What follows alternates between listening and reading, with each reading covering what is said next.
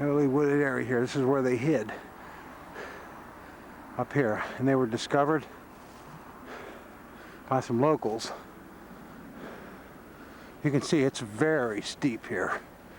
This is why they picked this spot. They could see everything around here, and they figured they'd be safe. Down there's the main highway. There's a tavern.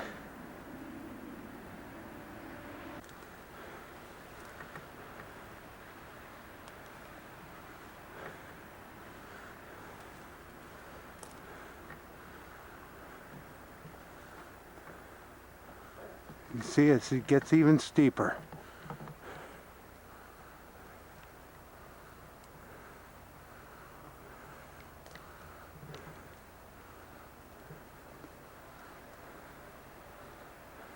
Where it's cleared off here, so you can get a better view of what it's like up here, where Pretty Boy Floyd and Ricchetti were camped.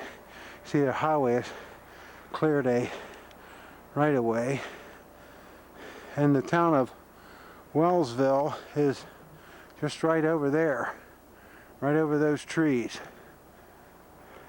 on the right. Anyway, to give you an overview, over there's, that's West Virginia over on that side. Looks like an oil refinery. So this here is the area that they were in. You can see it's pretty steep up here. And there's even more height up in there.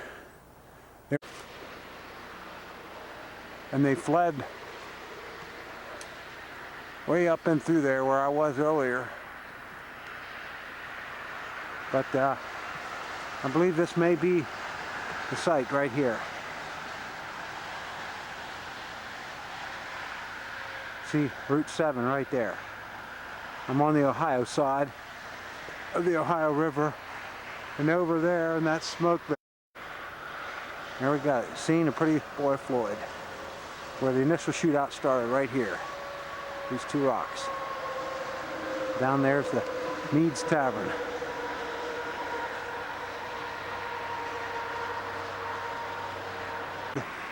I'm zooming in on the rocks. You see them there. Right there. Down there looms Wellsville, and you can see the hills. And toward this way here, along Route 7, there's the Meads. Toward that way is East Slope.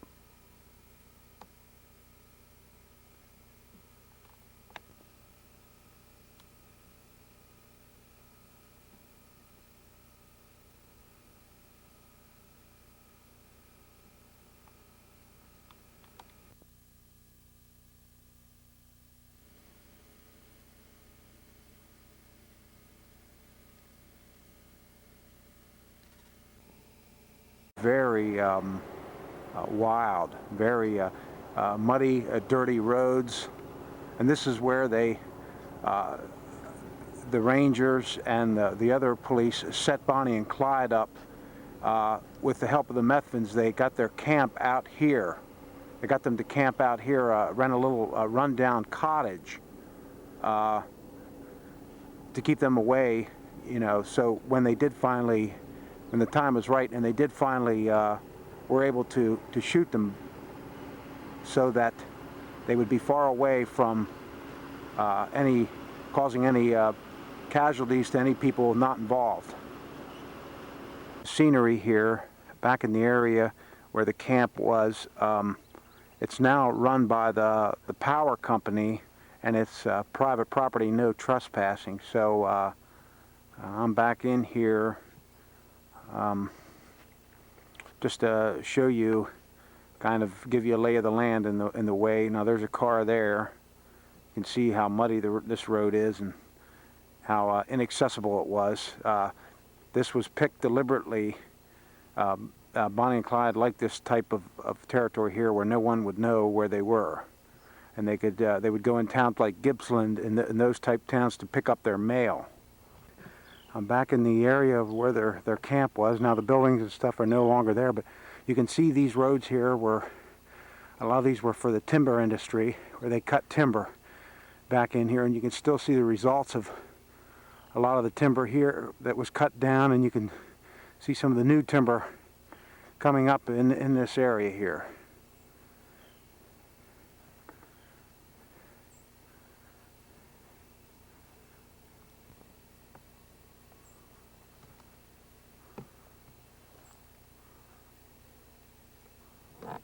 Just another scene here showing you, as you can see, it's a tree farm back here, the area where Bonnie and Clyde's camp was. See the type of topography here.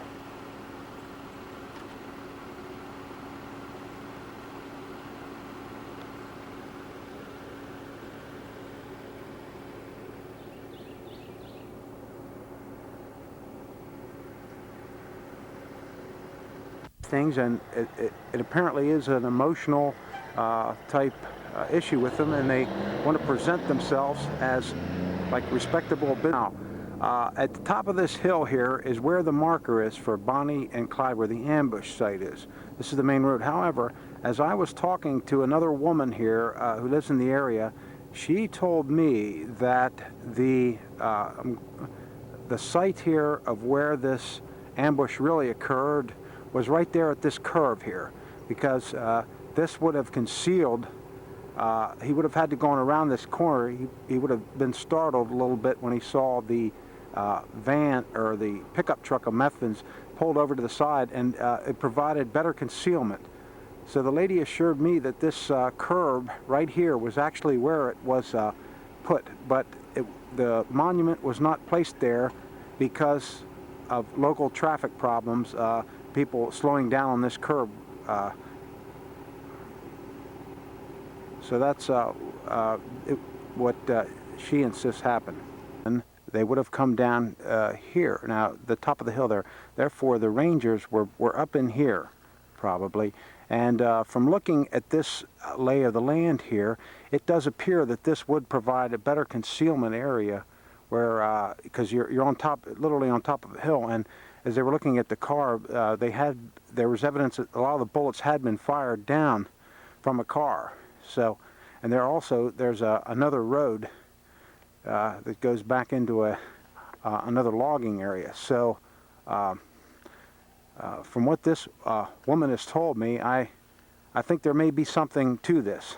Area here would also provide a visibility from either direction.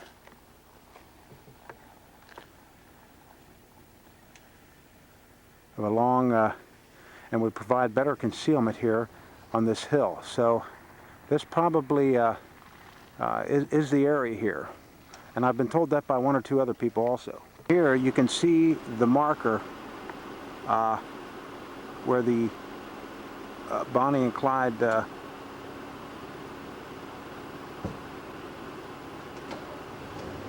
coming up over these dips. That's where the monument is. Road. Down this road is where the woman told me it really happened, which is right, there's a curb there at this road. And looking at this and looking at the lay of the land, it is you can see a dog running across the road there. It does look like an excellent area where, you know, they would be had to slow down around the curb. Now, she said that they did not put the marker there because of people slowing down, and they were afraid an accident would happen. So I believe this is, I've surveyed this topography here, and I believe that probably is a lot to that. On this site, May 23rd, 1934, Clyde Barrow and Bonnie Parker were killed by law enforcement officers. And there goes a timber truck right down the road. And at the time that they were shot, there was a timber truck that came down the road also. So you can see that the timber industry is still pretty important in this area. Here comes another timber truck, although this one here doesn't have a load, but local flavor here of some of the houses along this area. You can still see it's kind of a rustic area. This is the kind of hideout. If this gentleman here permits me to invade his privacy, it just taking that for effect to show you still the type of area that Bonnie and Clyde frequented back here. We have front view of these are the type of cabins and cottages and things Bonnie and Clyde like to hide in. All right. My name is, so yeah. Yes, sir. Would you please? I sure will. My name is Larry Joyner. I live in Arcadia, Louisiana, about 18 miles from where Bonnie and Clyde were killed in May of 1934. I became interested in Bonnie and Clyde a few years ago. We have quite a bit of memorabilia about their death and their history and everything like that. And it's always a pleasure to share it with anybody that comes by. We don't try to make a huge amount of money off of it. We just try to break even. And we're happy to tell and to do everything we can to help everybody get the real true story about the two horrible people that were killed by our law enforcement officers here in Bienville Parish. Thank you very much. Thank you, Mr. Joyner. Mr. Joyner. Hello there, Brother Liebert. Okay. Good to have you in Arcadia. It's good to be here. Hope you find Bonnie and Clyde hidden behind a clay bank somewhere. All right. Around in a car. If you do, let me know. I sure will.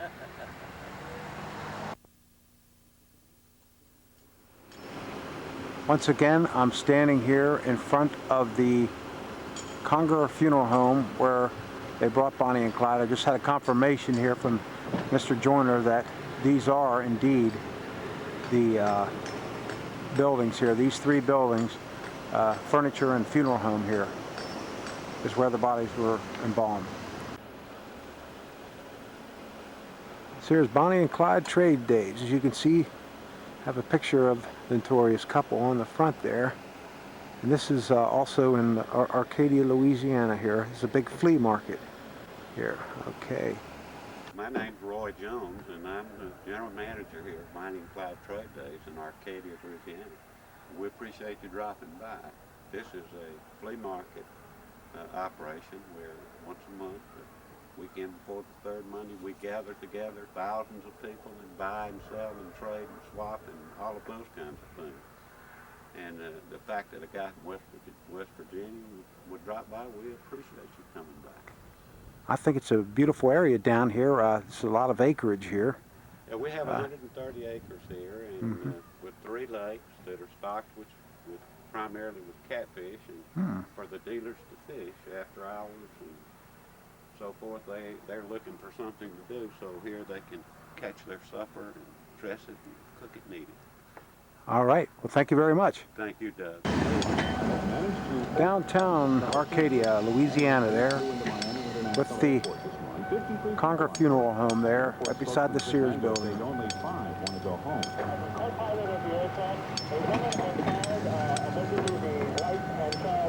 Arcadia, Louisiana. This is another street here. There's my rent-a-car. Okay. Gives you an overview of the town here.